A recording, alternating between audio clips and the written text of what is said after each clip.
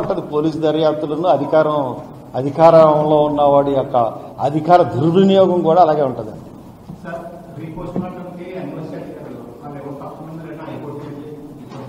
Repost మార్టంకి నాకు endorsement collector గారు ఇచ్చారండి, ఎస్పీ గారు ఇంకా ఇవ్వలేదు ఎక్నాలెడ్జ్మెంట్.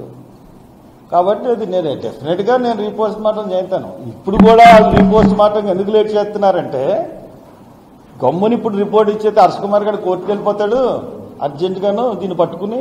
కాబట్టి దీన్ని లేట్ చేస్తే ఆ కడుపులో ఉన్నటువంటి కొంత అన్ని కరిగిపోతాయి. అప్పుడు మనం ఏదో సంథింగ్ ఈజ్ బిహైండ్ దట్, అందుకనే లేట్ చేస్తున్నారు. అన్ని సబ్స్టాన్సెస్ దొరకకుండా ఉండడానికి లేట్ చేస్తున్నారు. Thank you.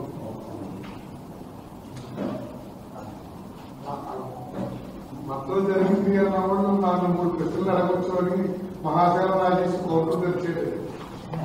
నాకు నా మీద ఆధారాలు ఉన్నాయన్నాడు కదా, కోర్టు తెరిచేది దానికి కూడా ఏదో చెప్పండి. ఆడి గురించి నేనేం చెప్తాను కానీ సరే, ఎనీహౌ మీరు అడుగుతున్నారు కాబట్టి ఆధారాలు ఉన్నాయి అని అన్నాడు. ఆధారాలు ఉంటే చూపించమనండి, అంతకని ఎక్కువ మాట్లాడిన తన గురించి నేను. ఎందుకంటే ఆ రోజు మార్నింగ్ వాళ్ళు ఇంటికి వెళ్ళి వాళ్ళ నాన్నగారు చనిపోయారని పలకరించారు. తర్వాత ఆయనే ఎప్పుడు దీని గురించి అంతకుముందు వరకు నాకు తెలియదు. నేను వచ్చినప్పుడు ఆగాను, అయిపోయిన తర్వాత ఆయనేమో వీడియోలు చూసి సాటిస్ఫై అయ్యాడు, నేను సాటిస్ఫై అవ్వలేదు. ఆయన బయటకు వచ్చి ఇది యాక్సిడెంట్ అన్నాడు, నేను కాదన్నాను. అంతే మా ఇద్దరికి డిఫరెన్స్. హర్ష కుమార్ గారు అన్నారు బలమైన ఆధారం ఉంది నాకు, ఇది హత్య అని అన్నారు, ఇది యాక్సిడెంట్ అని అన్నారు. దానికి నాకు బలమైన ఆధారం ఉంది, బయట పెట్టామోనండి. I have no objection.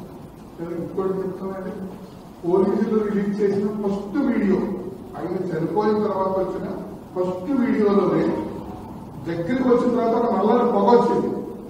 పొగ ఇప్పుడు వచ్చి ఎవరో ప్రస్తావించలేదు, ఎవరో క్లారిటీ ఇవ్వలేదు, ఎవరో దాని గురించి సబ్జెక్టే మాట్లాడారు. అదో ఒకసారి మన వీడియో చూస్తాం కాదు.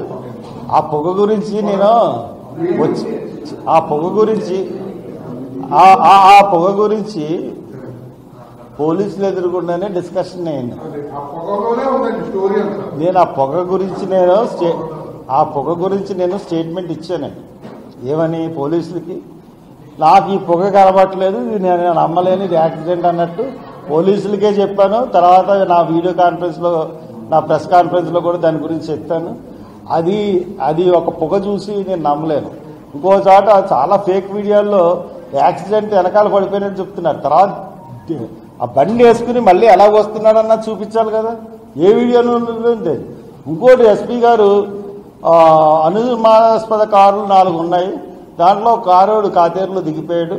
ఆ దిగిపోయిన తర్వాత బండి వెళ్ళిపోతుంది, ఎదరా బండి వెళ్ళిపోతున్నది, బ్యాగ్ ఏమో పక్కకు ఒరిగిపోయింది, ఇదేంటి బ్లింకర్ లైట్ వేసుకుని వెళ్ళిపోతున్నారని చెప్పాడు.